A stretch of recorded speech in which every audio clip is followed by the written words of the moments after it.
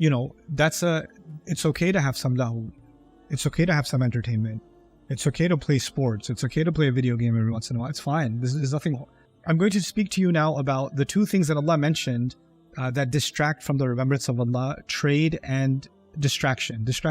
Another term you can use for distraction is also entertainment. Lahu can also mean entertainment. Okay. Now, what Allah is teaching us in this ayah is that these two things in this particular incident were the main culprit. They were going through a hard time. Money was a big factor. They had to get their business trade deals done, their groceries bought, or whatever they had to do. And that became a heavy factor for them to walk away from the remembrance of Allah. But not everybody went to the caravan because they were going to do trade. Some people, when you see a bunch of people going somewhere and you see a lot of noise or lights, you're like, what's going on there? So you go also. So the second group of people went for the purpose of entertainment, or they just want to distract themselves, right? So sometimes you have a bazaar, or when you go to the mall on the weekend, right? Not everybody's in the mall shopping. Most people are just walking around without a purpose in the universe. So there's some people that are actually buying stuff, selling stuff, etc. But then a lot of it is just lahu, right? Conventions, trade shows, things like that. There's people that go and actually do business, and other people just say, hey, let's go see what's happening. There's going to be a lot of people there. It's also, in one of the narrations that I didn't share with you, it was also the case that every time there would be a wedding, that the Arabs had a tradition before Islam that they kept even early after Islam, in the early time of the Prophet ﷺ, that the girls, the friends of the girl who's getting married, they would start singing and playing the drum and doing this stuff to celebrate the girl's wedding. It was like a girl's party, and they would do this whole thing on the street, right? And every time that happened, people got attracted to that and wanted to see what's going on, or people were having fun or whatever. It's like a little party going on the street, So that's also part of lahwan. Now, the question that arises from this is entertainment or business a bad thing? Because Allah is putting it against, the remembrance of Allah and leaving the Prophet ﷺ stranded. Our Deen gave us a really amazing balance. Allah gave me obligations in my prayers every day. Allah told me certain things are prohibited for me. Allah told me certain things are prohibited for me to eat. Certain ways of earning money are wrong for me. Certain, pleasures or whatever, there's only a halal way to get to them, and there's all the haram avenues are closed from me. And in every other matter, Allah Azza wa Jal just, so long as I'm living a purposeful life, there's nothing else expected from me.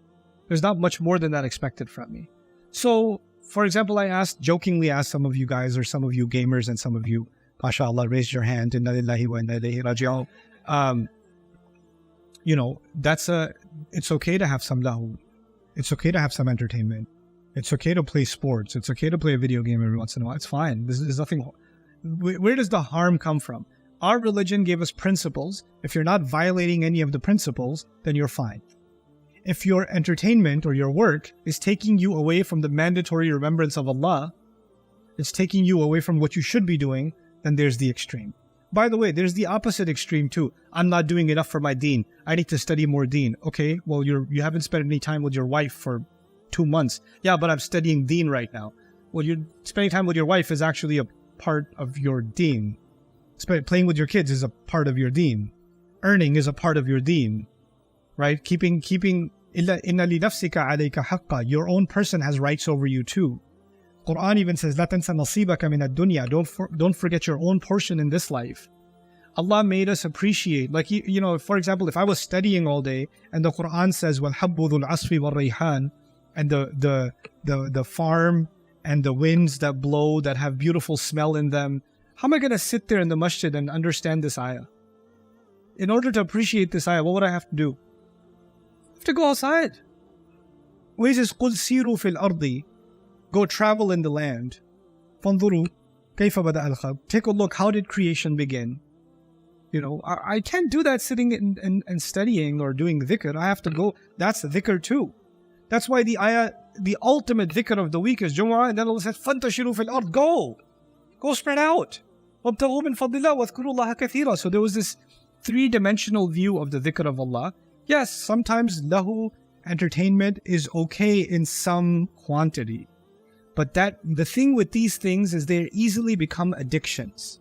And when they become addictions, you go deeper and deeper and deeper and deeper in them, and you don't know when to stop, right? And that's at that point, it's taking you away from the remembrance of Allah. Okay, and that point, it becomes a problem. By the way, some people become workaholics, don't they? They're always thinking business. They're always thinking, oh, gotta open up the next store. They're always thinking, gotta make the more profits, or keeping track of the stock, or whatever else you're doing, Bitcoin or whatever, you know.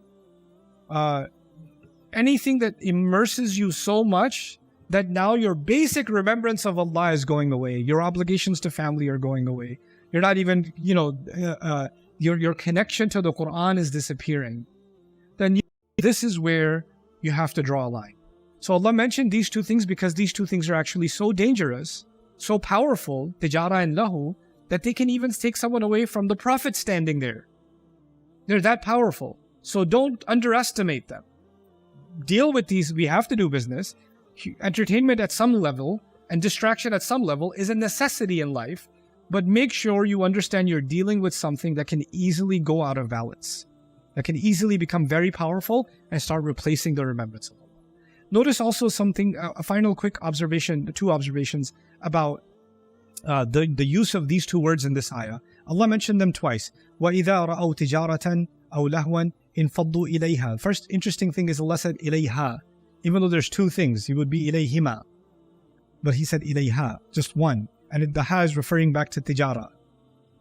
Tijara. And some said, oh, because they're all fused together. Another rhetorical purpose of this could be that the lahu, the distraction, is actually emanating from the tijara. In other words, let me put this to you another way. It could be that you're making good money, and because you're making money, now you can afford a PS5. And now you can download the newest game. And you're making good money, and now you can go on that extra vacation. Or now you can buy the tickets to the game. Or now you can... So the more tijara happens, the more room for lahu comes in, right? So the real culprit then becomes, why are you making more money? Are you making more money because you want the more expensive vacation? Are you making more money because you want to distract yourself with, you know, more movies, more games, more whatever? That's the goal from the money. So it's creating more distraction. By the way, distraction isn't just distracting activities. Sometimes it's stuff. You want to buy more stuff. You want to collect more stuff, right? And so the main culprit, tijara, is actually highlighted in that. But also in the incident, the main culprit was the trade caravan, right? More people, the first reason people got up is because they wanted to buy something. Secondarily, people got up and said, hey, some people are getting up, we should get up too. So the tijara group was A and the lahu group was B. But then at the end of the ayah, Allah flipped the equation. He flipped the sequence. He said, قُلْ مَا عِنْدَ اللَّهِ خَيْرٌ. Tell them what Allah has in His possession is better. مِنَ اللَّهْوِ وَمِنَ التِّجَارَةِ. What Allah has in His possession is better than entertainment and better than trade. So He flipped it. So in the beginning of the ayah was tijara lahu, and at the end of the ayah it's lahu tijara. What could the reason for that be? This is what we see in the Quran multiple times, a transition from the specific to the universal, the general to the universal. The specific situation was there was a trade caravan that came, and Allah dealt with that. When they saw that trade opportunity, they left you standing there. And of course, Jum'ah is so serious, nobody's just going to leave Jum'ah because they want to play a video game. They might leave Jum'ah because it's a really important business meeting. So the real thing that might pull you away from the Friday prayer is going to be some business situation. But then Allah mentioned in general, universally, if all of human beings were told they should remember Allah and what Allah is offering them is better, then the common denominator among us is not business. The common thing among us is entertainment, actually. That's first. Why? Because not everybody is doing business. Not everybody is working. But everybody is still distracted. Everybody still wants some form of entertainment, right? So lahu is actually the more universal culprit, generally speaking. So Allah says, in general in life, what you should remember, tell them what Allah has is better than entertainment and better than business. Now, what is it that Allah has? What's He referring to that Allah has? In this case, anything Allah commands you to do, in this case, Allah wanted me to come to the remembrance of Allah. That remembrance of Allah is building something in me. He's giving me a treasure. So He's actually almost commodifying the dhikr of Allah. Allah didn't say remembering Allah is better than entertainment and trade. Allah is saying what Allah has is better than entertainment and trade, as if to say, when I truly remember Allah, Allah gives me something. Allah gives my heart something. Allah gives my soul something. Allah gives barakah to me in some way. And that thing that Allah gives me, whatever it is, it cannot be named because He gives it in different ways to different people. That's why ma is used. Whatever Allah has, right? He didn't say it's the thawab of the akhirah. He didn't say it's a new job that Allah will get you. He didn't say it's a sickness that Allah will remove from your life. He didn't specify it, but it's something that Allah has. And the only way for you to get it is by the dhikr of Allah. And if you can get that, then you will realize that that is better than entertainment and that's better than trade. And Allah is the best of ar-raziqeen. I'll tell you quickly about the word rizq. Really cool. That's a creepy photo, but still it helps us understand what rizq is. It's a bird feeding its child. They get the worm, the bug or whatever, and they put it, most birds, they put it in the mouth of their child, or they actually stick it all the way into the throat of their child and then let go. That's how they feed their young. And now let me tell you why I'm using this picture. مَا يَصِلُ إِلَى الْجَوْفِ وَيُتَعَذَّى بِهِ. Rizq in Arabic means whatever reaches the belly and whatever nurtures you, whatever nourishes you. You can eat something and throw it up, it's not rizq. But if you eat something and it gives you energy, it nurtures you, it feeds your body, that's called rizq. وَرَزَقَ الطَّائِرُ فَرَخَهُ كَسَبَ لَهُ مَا يَغْذُوهُ وَالطَّائِرُ يَزُقُّ فِرَاخَهُ أي يدخل بمنقاره الطعام في مناقيرها ثم يطلق على ما يحيط الله العبد من مال وخير يطعم وينتفع به. إدخال في الحوزة. Let me tell you what this means. Actually, the Arabs used to use the word rizq to describe the bird putting the food in the mouth of its child. That's how they describe rizq, meaning that which helps the child survive, which provides and nourishes the child. And from it, it started getting used for anything that you place within you, meaning the thing that you store, because the child is storing it in its belly.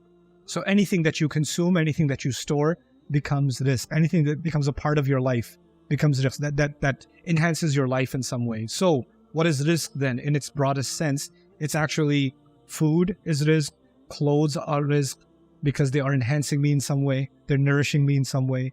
Your home is rizq, your car is rizq, your friends are rizq, family members are rizq. I know, that's crazy. Not all of them.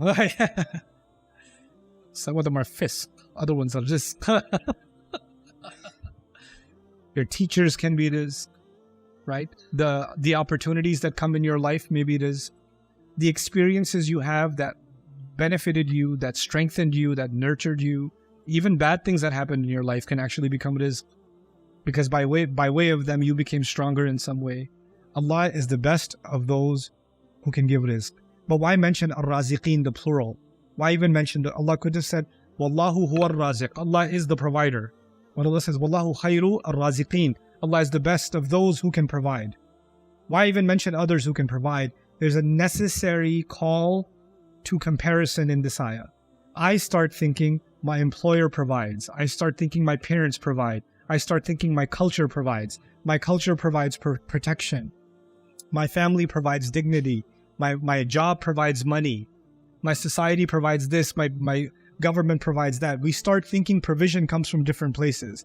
And the more you think of these, then you start making, you want to make sure you don't hurt any sources of income, right? So if you're, for example, let me give you a social media example because we can relate to that easily. If your money comes from your social media following, and you're monetizing your content or whatever, then you know who your raziq is in your head? Your followers are your raziq. Okay, the ad revenue is your raziq. So now you're going to make sure you don't mess with anything that can hurt your following. Right? So you'll make sure not to offend your following in any way because it will directly impact your rizq. If your job provides your paycheck, you will make sure you will do nothing to put your job in danger because your job is, in your mind, your raziq. So when you identify a raziq, then you don't mess with it. You make sure, and if anybody's coming close to it, you say, hey, no, don't touch that. Don't touch that. Like, for example, if your job is you're a techie, right? You're a contractor and you're a coder or whatever, and you have your laptop and you work on your laptop. When your kids come close to your laptop with a bottle of chocolate milk, In that moment, that's not your child. That is public enemy number one. You get away from this. You can cry, I'll hug you later, but right now, this is my rizq right here. This is, in a sense, this is my razik right now. You're not going to mess with my rizq. Okay? And then later on, you can be the child. Then you go, no, sorry, you took it. Okay? There are some things you just don't mess with it. You don't touch it because it's a matter of rizq. Same way what happens in families is, you could be running a business. And your family can have an opinion on everything. But the moment they try to tell you how to run your business, excuse me, wait, this is not for you. Step off. I don't care who you are. You're not touching this. I love you in every other way. Not in this. You don't exist. You're zero. Okay, you're fired. Why? Because people, they want to protect their rizq. If you have that mentality, this is a very easily understandable phenomenon. Right? And if rizq is an opportunity, and you don't want to miss the opportunity, nothing will get in your way from missing that opportunity. If you have a job interview, and you have to get to that job interview, it's starting at 9 a.m., and you have to leave your house at 8 a.m., and then your sister calls, your mother calls, your friend calls and says, I want to talk to you about my feelings right now. You can talk to me while I'm on the road. No, I need to talk to you in person. No, I have a job interview. No, forget your job interview. No, I will talk to you after. I'll say sorry. Do it first and say sorry later. I gotta go. I'm gonna do this job interview. I can't be with you right now. I can't talk to you right now. Isn't that the case? You're not gonna let anything get in the way. When Allah calls Himself Khairul Raziqeen, you know what that means? If Allah is my provider, just like if anything else I think is my provider, nothing gets in the way. Nothing gets in the way. Then if Allah is my provider and He says, what I have is better than anything else, you know what that means? That means messing with Jumu'ah is messing with my raziq. If I mess with Jumu'ah, I'm messing with my raziq. If I'm messing with the dhikr of Allah, I'm messing with my raziq. I'm messing up my own rizq by compromising the remembrance of Allah. What a way to end the surah. Wallahu khairul raziqeen.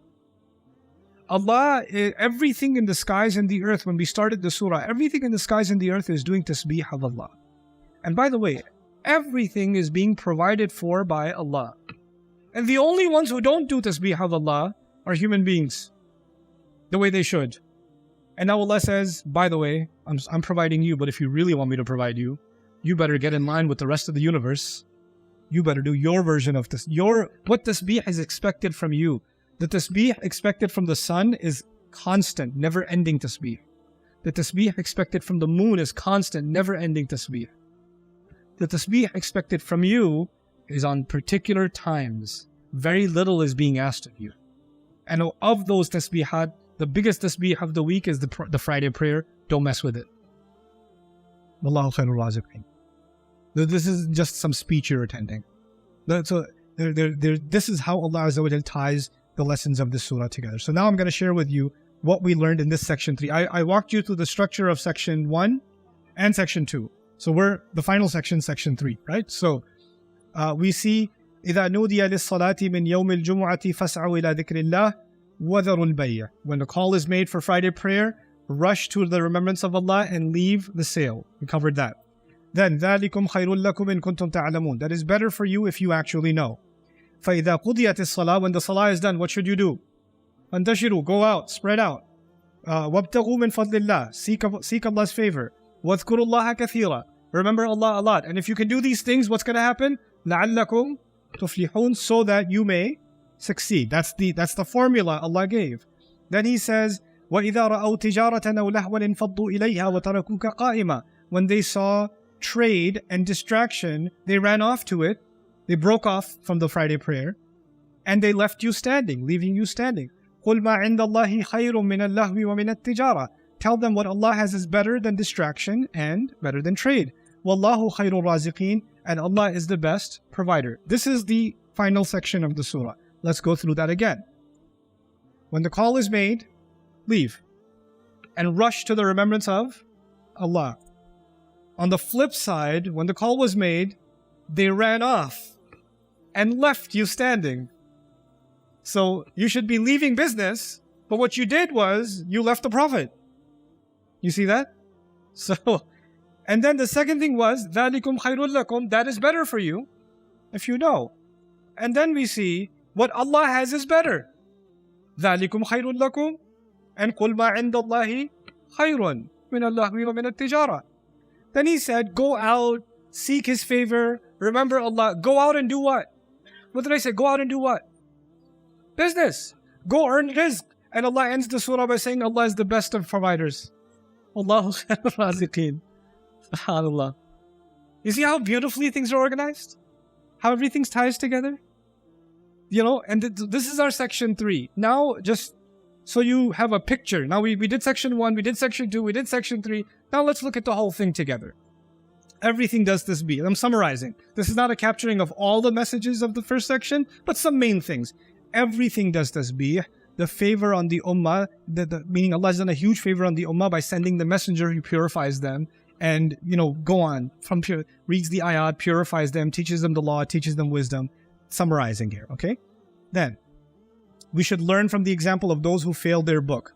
What am I talking about here? Banu Israel, right? That was the middle section.